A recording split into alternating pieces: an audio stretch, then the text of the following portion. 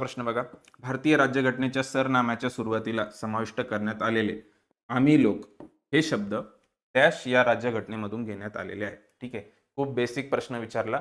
प्रिअम्बल वरचा हा खूप बेसिक प्रश्न म्हणूया. अमेरिकेच्या, ब्रिटनच्या, कॅनडाच्या, ऑस्ट्रेलियाच्या. ठीक आहे, याचं उत्तर जे आहे ते पर्याय क्रमांक 1 आहे. अमेरिकेच्या किंवा USA राज्यघटनेमधून आपण we the people of India अशा पद्धतीचं जे वाक्य आहे ते तिकडनं घेतलेलं आहे. ठीक आहे, इथे बघा, इथे मी तुम्हाला उद्देशिका किंवा प्रिअम्बल दाखवले. तर आम्ही भारताचे लोक.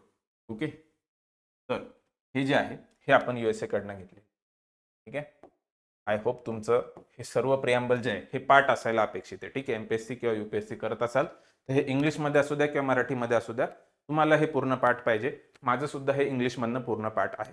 ठीक आहे, कारण याच्यावरती प्रश्न येतात, सिंपल प्रश्न येतात, आपले चुकायला नको.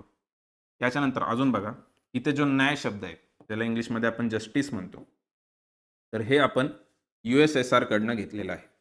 ठीक आहे, जो 1991 पूर्वीचा रशिया आहे तर त्याच्याकडनं आपण हे घेतलेलं होतं.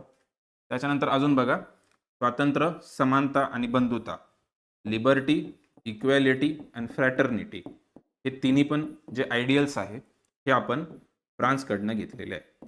ठीक आहे, तर तुम्हाला हे लक्षात ठेवायचं आहे.